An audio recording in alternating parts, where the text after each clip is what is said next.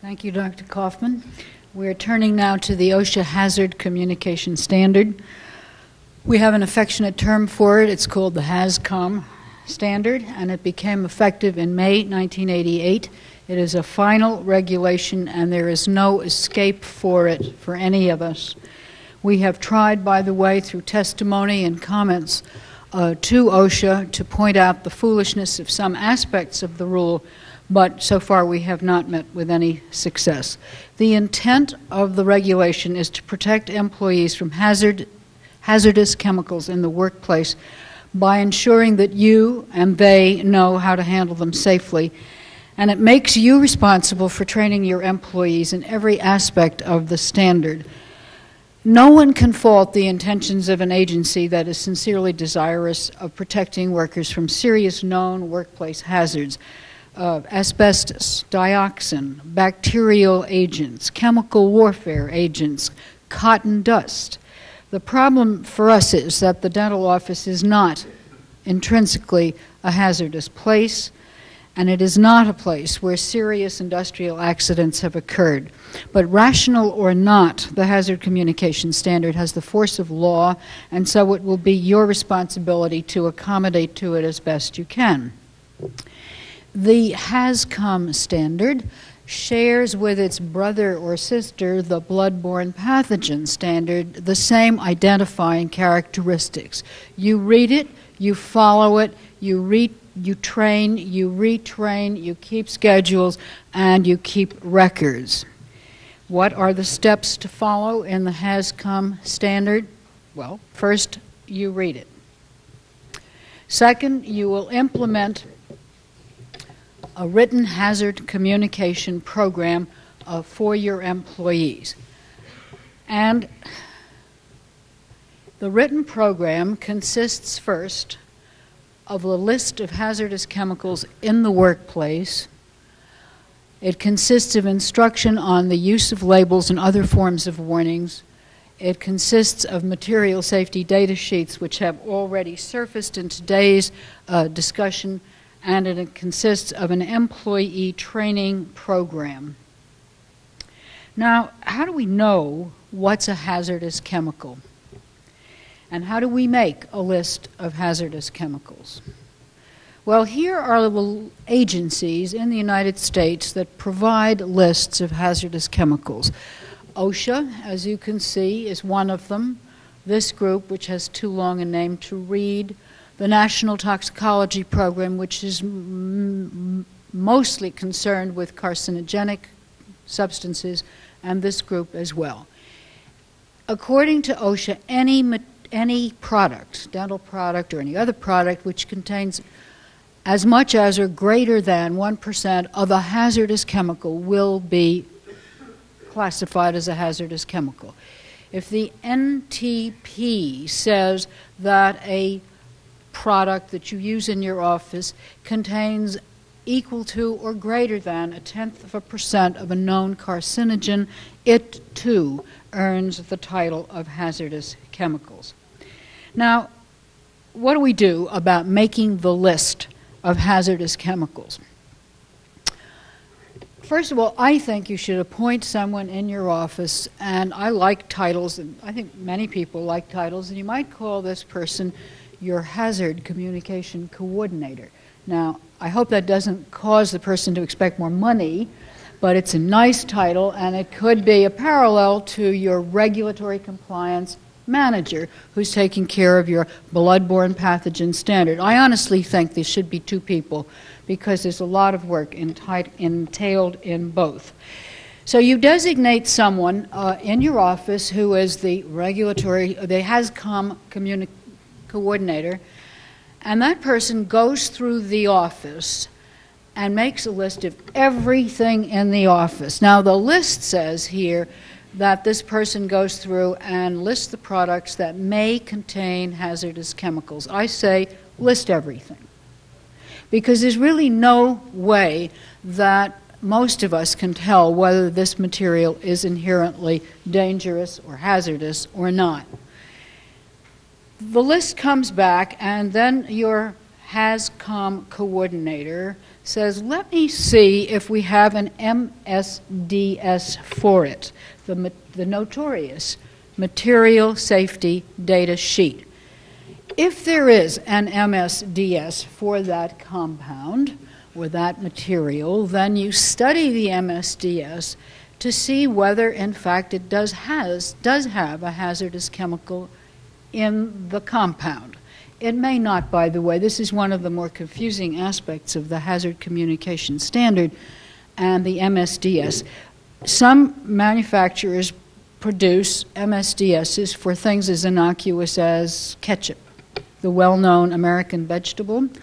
That may be too old for some of you in this room.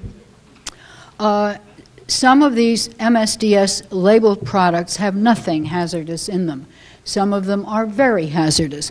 So you'll have to look at the MSDS to see whether it indicates that there's a hazardous material in the compound. And then you will make a list of hazardous chemicals according to this formula, recording the chemical, the product name, the manufacturer, and whether or not an MSDS is on file. If no MSDS is on file, you will record the product name and the date on which the request for an MSDS was sent. I'm going to return to this under the section of MSDSs. Part of the problem with the HAZCOM standard is that it's very circular, and so we keep going around in circles doing things that depend on things that are in the circle. When the MSDS request is sent out and it is complied with, you hope, then you add the name of that product to your list of hazardous chemicals. As you suppose your HAZCOM coordinator comes back with 30 products, and that's not an untypical number, as I understand it, for a dental office. There may be as many as 100. You will list any one that has a hazardous chemical in this kind of a list in this fashion. Material safety data sheets. Now, if laundry is the bane of some people's existence in the bloodborne pathogen standard, I think the material safety data sheet matches for the HAZCOM section. The requirements that this standard states are that MSDSs must be held for all materials in your office for which there is an MSDS. If the manufacturer has an MSDS for a product, you must have it, if the product is in your office. It's possible that the manufacturer says, I don't want to do an MSDS for this product, and will not send it because they don't have it. A similar product made by another manufacturer may have an MSDS supplied by that manufacturer. You see how confusing this can be. You will then create a file of MSDSs for each of the products in your office that is or contains a hazardous chemical. That file must be accessible to all employees, and in the event that you do not have an MSDS for a specific product, you should maintain in your files the letter of request that you directed to the manufacturer. Whether or not he responded doesn't matter. If you have the letter of request, we're told by OSHA, this will signify that you are attempting to cooperate with the provisions of the standard. How do you get these MSDSs? Well, ideally they should be shipped to you when you order the product, either by the manufacturer directly or by the supplier. The fact is that manufacturers and suppliers have been notoriously reluctant to supply these. And so members of the ADA have been extremely frustrated in their attempts to get the MSDS for many products. One of the things that we've recommended is that the letter requesting the MSDS be made a permanent part of your file until you get the MSDS. In token of this, we have included a sample letter in the Regulatory Compliance Manual. All you have to do is copy this on your copier or at a copy shop, make 20, 30 copies of it every time you're missing an MSDS, fill it out, send one to the manufacturer, keep a copy of it for yourself, and insert it into the file. Another thing that you might like to do is to send a copy of that letter to OSHA with the comment that you have not succeeded in prevailing upon the manufacturer to send you the MSDS. And we are told by OSHA that they will then get on the case of the manufacturer in some fashion or another. So you may see possibly a little retribution in this area. The final way that you could get an MSDS is to call or write to the ADA and say, I need MSDS is for this and this and this and this. We have a catalog. We have a library of all available MSDSs. They number in the thousands. And all you have to do is give us the number and the name, and we'll pull this from the files and send you a copy. And at a very minimal price, you will have conformed with the HAZCOM standard. It's a shame you have to do this and that you can't rely on perfect compliance by the manufacturers, but that's the way it is. In addition, you must provide instruction to your employees on labeling and other forms of warnings, because obviously labels will inform your employees of what hazards lie in that jar or container or spray bottle. And here's what the labels are supposed to say. They are supposed to give the identity of the chemical, an appropriate hazard warning, the name and address of manufacturer or other responsible party, the containers that are properly labeled by the manufacturer. In other words, if you've gotten a bottle of something from a manufacturer that has a very adequate label on it, it doesn't have to be relabeled by you because it should contain all this information. Drugs in solid form are exempt, and incidentally, drugs that are regulated by the FDA or have FDA approval are exempt. This is a formidable amount of labeling. And some of you may wonder how you can get all this stuff on one label that might go on a small container this big. There have been some questions raised about whether the HAZCOM standard really demands all of this information, and we are going to seek advice on this. For instance, name and address of manufacturer, I'm not sure. I think maybe the manufacturer may be sufficient. Do we have to have every hazardous chemical on the list, in that product on the label, or just the product name, that product being known to contain 3 hazardous chemicals? We're going to look into this for you as well. No labels are required when the chemicals are transferred from a labeled container for immediate single-time use. What should be labeled are secondary containers that will be reused, disinfectant spray bottles, chemical sterilization trays, and photographic chemicals in tanks.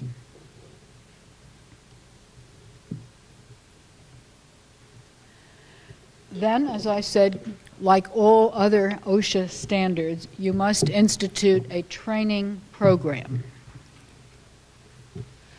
And the training program should contain the following elements: the components of the hazard communication program, the basic characteristics of the HAZCOM standard, the use of MSDSs, and labeling requirements. I want to say one more word about MSDSs because Ms. Logan mentioned this morning. One of the frequent reasons for citations of dentists has been some difficulty in locating a specific MSDS or even the file of MSDSs.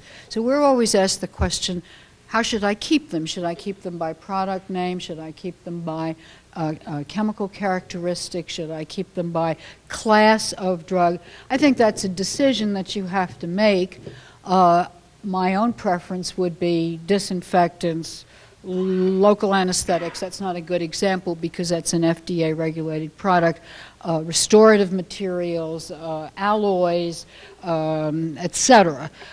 Because I think it would be difficult to expect employees, especially new ones, to know the manufacturer's name for a given product. So you would have your book perhaps organized around categories of products and then perhaps alphabetically. You must teach about the chemicals in your workplace, where the hazardous chemical list is kept. That's another reason for citation. The inspector says, well, where is your list of hazardous chemicals? And everybody looks blank and says, I didn't know we were supposed to have that. You should know where it is and what it is. You should know where chemicals are encountered in the workplace, how to detect hazardous chemicals. That's a funny phrase in a way because it almost sounds as if you should sniff it out.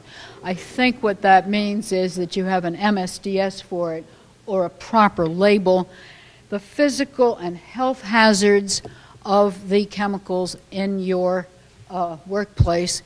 And then you must instruct on the precautions that you implement to protect the employees.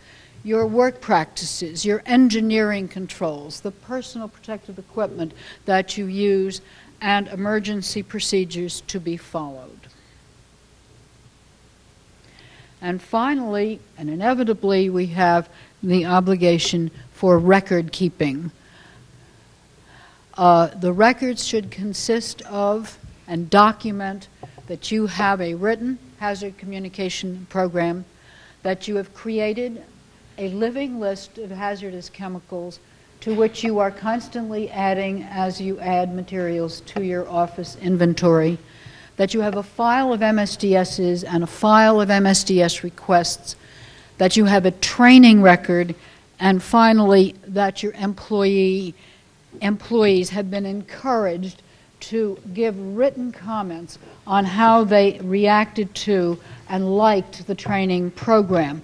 This is an interesting analog to the provision in the OSHA bloodborne pathogen standard, which says that the training program for your employees must be interactive.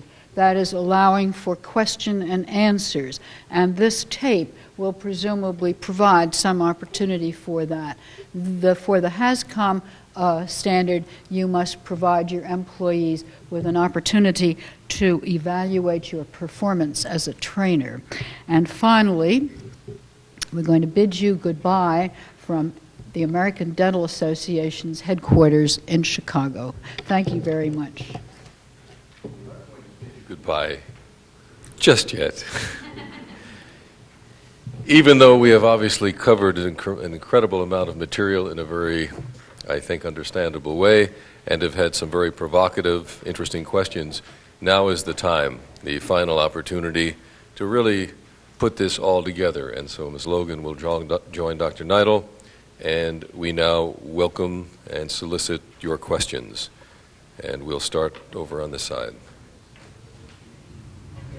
I noticed you mentioned that if FDA products, if a product is FDA regulated, it was exempt.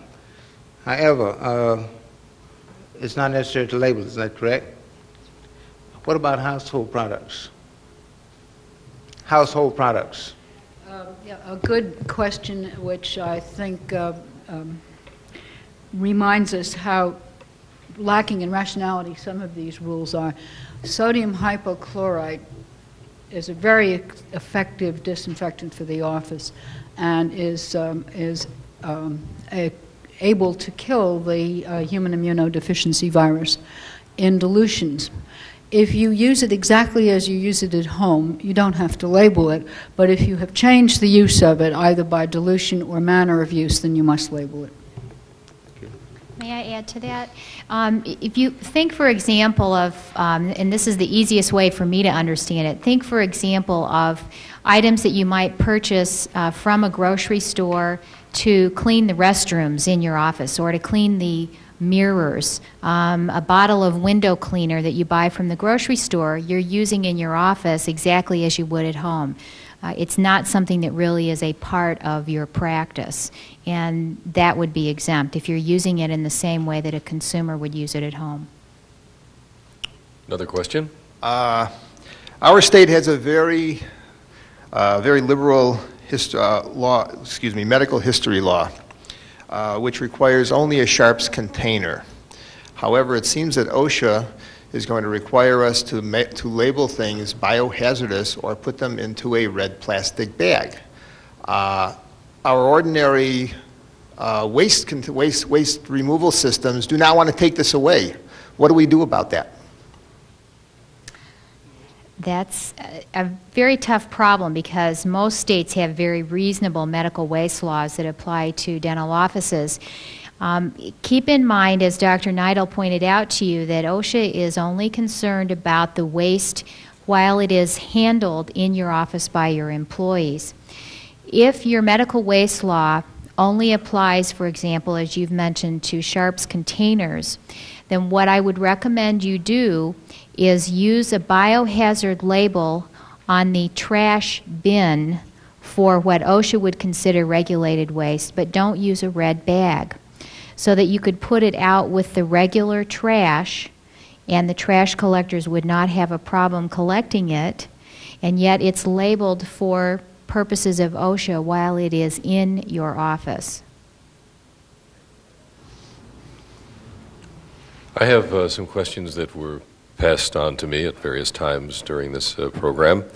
One from a temporary hygienist who on Saturdays moves from office to office, wanting to know what the responsibilities of the employer are to her and vice versa. The temporary employee is considered an employee by OSHA. And it's very difficult to discern how OSHA would handle someone who's employed by maybe 15 or 20 different offices. If that person comes from an agency, I think the best advice I can give is that the employer should make sure that the temporary agency is responsible for vaccination, basic training, and providing any necessary equipment, for example, a lab coat. If the person is simply on their own and they have an arrangement whereby they go from one office to another on a rotational basis, then it would be a good idea for that person to work out with all of the employers who is responsible for what, because OSHA will not care whether there are shared employers. They will consider whosever office they are in to be the employer at the moment if that employee is there.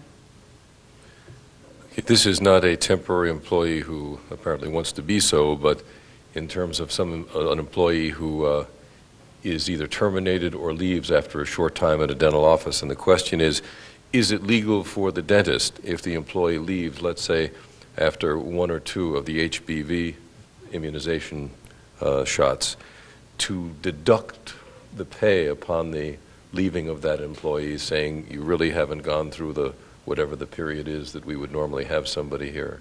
There was a trial period. I think OSHA would probably cite an employer for trying to collect the money on the back side like that. What, you say they might, but what recourse does an employee have who is leaving and now is told, yeah, here's your severance pay, but it's we're deducting $200 or whatever? I think the best recourse would be to discuss it with the employer and to say, I don't think that you are allowed to do this. And that's the way I would handle it if I were in an office. And one option is for employers to say up front, when interviewing prospective employers, have you been vaccinated? And if there is a range of employees who have equal qualifications and all but one of them have been vaccinated, I would pick the one who's been vaccinated, and then that's not a problem. And that doesn't leave you open to some kind of discrimination charge?